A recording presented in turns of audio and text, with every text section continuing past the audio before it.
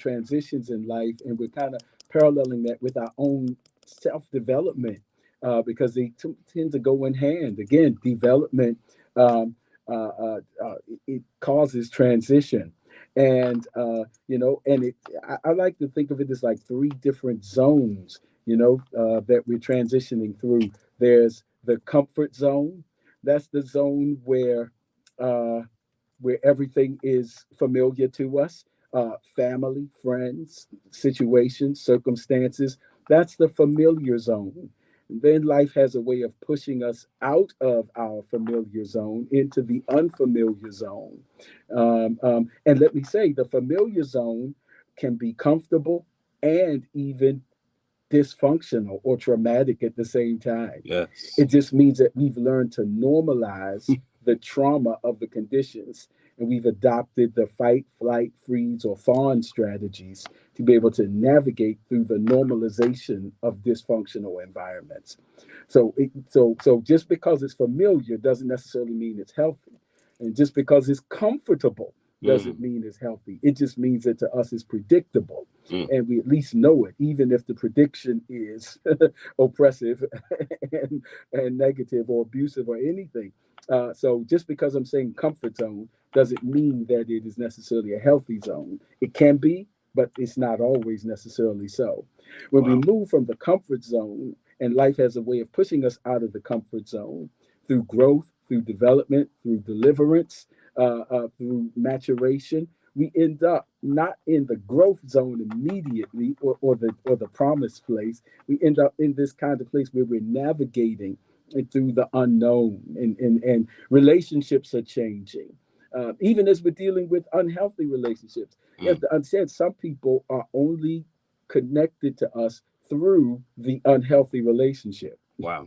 Right. The moment you decide that I'm going to, or God delivers, and I'm breaking this addiction habit, well, then whoever supplied my addiction, that relationship has now changed. Wow. And then they will change because the relationship was only beneficial as long as we were broken. Mm. So, Wow.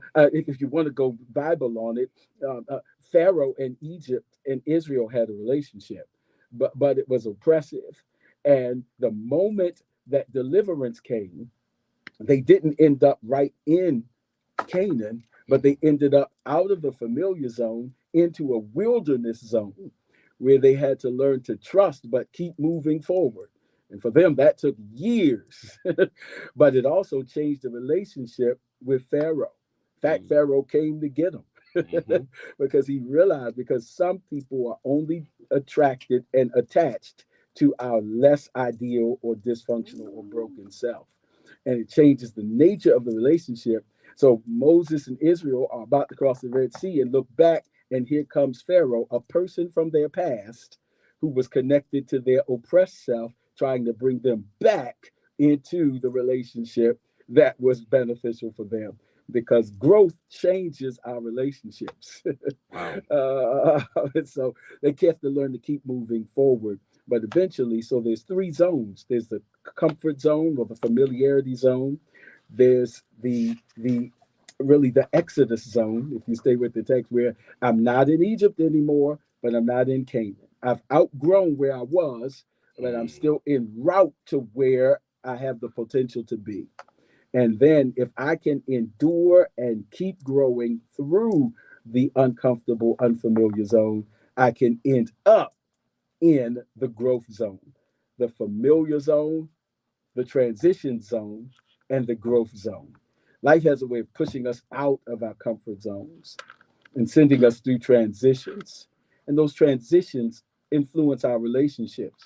Not just in that, Moses and the abusive relationship is one extreme, but sometimes growth is still healthy. It doesn't mean that it was combative. It just means that I'm growing and my needs are changing, and the context of our relationship is changing. Anybody who's parented someone who was once a child and is now an adult know that you still have an attachment, but the context of your relationship and sometimes even your conversations change, because now you can have different kinds of conversations. So these are the things that we're talking about in transitioning. Even those who are going through promotion You got a new place, but you're also releasing some things Woo. from the former season.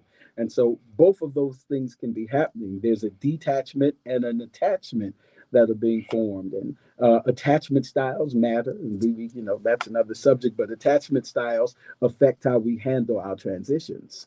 And so all of this is happening. And yet, in the midst of it, we have to have this faith. That's where the faith comes in, that who I am becoming is someone better, if you will, or I'm maximizing my potential even as I go through these changes, relational changes, and job location changes, and all these other changes I'm going through. I'm releasing some things, but I'm also coming into some things if I keep growing. Dr. Shepard? Wow, Bishop, that is so powerful. And I hope that you all are getting this. I wrote in the chat that there are three zones that occur in transitions. I need you all to get that. Transitions will have three zones in them: the familiar zone, which is where we all start out at, then the transition zone. And Bishop also used the word unfamiliar. So when you're in transitions, you do feel that sense of uneasiness that we've talked about, that restlessness, and then the growth zone. And many of us want to grow. We want to grow, but we don't want to go through that middle zone. Yeah, yeah, yeah, yeah. It's like, how do I get from 1 to 3? And I'll have to go through 2. No, you have to go through it. And let me tell you, Bishop, I just look at my own self. How you handle that middle zone, if you would, Yeah.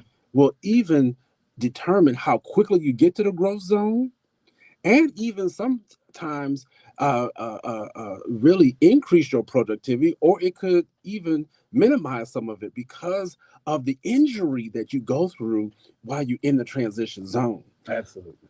And I'm thinking about it even as I'm with my new employer. I can't go in there carrying the old methods and policies that I was used to from my old employer into the new employer. That's a problem. Mm-hmm. You can't do that. Even though I may have enjoyed my time, even though it may have worked in that past season. And Bishop, let me tell you, that's one of the reasons why I believe so many people are struggling right now, whether it be in their church, in their family, at their job, because so many people are still trying to utilize the same methods that we were in before 2020, before the pandemic, before the COVID-19 pandemic. I tell you, that is now really a milestone or a mark in our history, because people now say before the pandemic and after the pandemic. But I'll just even submit that it really doesn't even have to do with the pandemic, because people recognize that if I need to grow, if I want to change, if I want to get that promotion, then I have to go through that period of uneasiness. I have to go through that transition zone. And let me tell you something that, Bishop, that has just been so eye-opening for me and revealing to me, because as I've gone through it myself, I've discovered some things about me. I'm still going back to that whole self-discovery thing. Because Mm-hmm. when you're in the transition zone, that's really the time where I would say that there's some purifying. There's some things that will help sharpen your skills. This is, when we're familiar, we think we're good. We're comfortable, kind of status quo. But when you enter into that transition zone, you recognize that your skill sets, even though it might be good, they need to be sharpened. You need to step it up a minute, step it up a bit, and you need to, come on, let's see how can I really maximize the skills and talents that I have that allow for me to even get the promotion, or even allow me to even see that new growth zone. And so I want to challenge the people today that, yes, it's not going to feel good, but allow that, sit in that if you would. Allow yourself to be okay with it, and allow that stuff to bubble up and purge you so that you can get some of that old stuff out. Because let me tell you, your mentality going into the growth zone cannot be the same as you were in the familiar zone. Yeah, yeah. It just can't be. And I know Bishop can really drive that point home. You cannot think the same way. You can't act the same way. You can't behave the same way. Even when you're going through mental health treatment, and I'll stop right here. It's a problem if you're still going to go ahead and act the same way. You don't come to the therapist, you come to the doctor. Well, I'm still going to just do it my own way. Right. Well, wait a minute. You didn't pay your copay. You could have kept that to yourself then. But that's why we are coming together so that we can reason together. We can figure out a way. And it may not feel good, but at least you know that you're with people who you trust. Yeah. You are hearing the word of the Lord. You're hearing us on Spirit and Mind. We're challenging you so that you can go ahead and be okay with the transition, be uncomfortable. So when you get to that growth zone, you can be as productive as possible. Absolutely. And in every stage, let me just throw in here in our last 3 minutes or so that when I'm talking about these three zones, at familiar zone, transition zone, growth zone, that it's not linear, it's encyclical. Ah, yes. You know, it's Thank because there's a proclivity to think Thank about you. it as like, well, I came out of my familiar zone. I went through the transition zone and I Wow. got to the growth zone one time, one and done. No, no, no. That's very linear, like it's along a line. But I want you to think in terms of a circle. That life has a way of pushing us out of our familiar zone into a transition zone, into the growth zone, and then over time, the new growth zone becomes a familiar zone. Yep. And then we get pushed out of that one. So instead of thinking along a line like a continuum, think like a tree trunk. When you look at a tree trunk and you can see its growth by the circles that Mm-hmm. are in the tree. If you cut down the tree and look at the inside of it, Right. or in the wood, you see circles, and they Mm-hmm. represent cycles of growth. So Mm. we're not talking about growing on a line, we're talking about growing in cycles, the Wow. cycles of life, Wow. and each one brings new opportunities for growth, Dr. Shepherd. I just wanted to make sure we were, kind of put that imagery in there. Absolutely. And let me tell you, that's so important, Bishop, because when you have linear growth, it tends to be slower. Yeah. So when you have that circular, or as you put the circular growth, it allows you to grow exponentially. Yeah. Yeah, it really does. And so I'm seeing my algebra days come back. My Yeah. math, Yeah. I'm literally seeing, visualizing it before me as we're talking. And nothing wrong with linear growth, but Right. that's cool. Right. But I don't, yeah, I'm looking to grow fast. And sometimes you got to go back to where you were, or as Bishop just said, it's not really even going back to where you were. Is that new zone, that new growth zone now has become familiar. You've mastered it. Right. Right. And now you don't stay where you've mastered. You want to move forward. It was okay for me to have mastered where I was for 12 years, at my old employer. And I could have stayed there and been okay. Man, I feel that, Bishop. Man. But no, I have more work to do.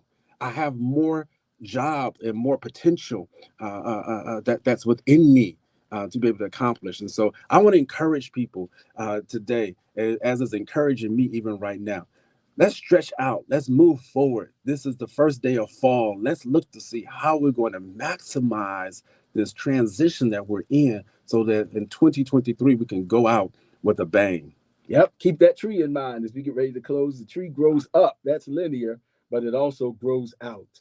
And when you look at the inside, you can see that as it grew up, it also outgrew some things. And so, but listen, we got to go, man. Listen, we've loved this time that we spend together on Spirit and Mind. We want to encourage you to let someone know that we're here, and join us every week as we look forward to being with you again. And as the Lord gives us grace, next week, we look forward to seeing you at the same time right here on Spirit in Mind.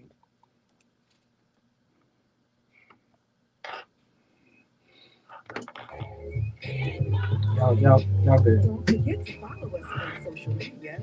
We're on Facebook at Spirit in Mind, and we're also on Instagram at Spirit in Mind Live.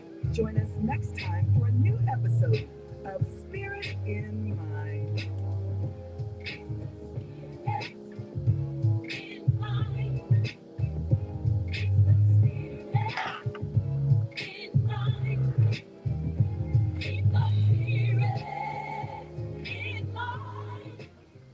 You know you're listening to Praise 106.1 when you hear Marvin Sapp.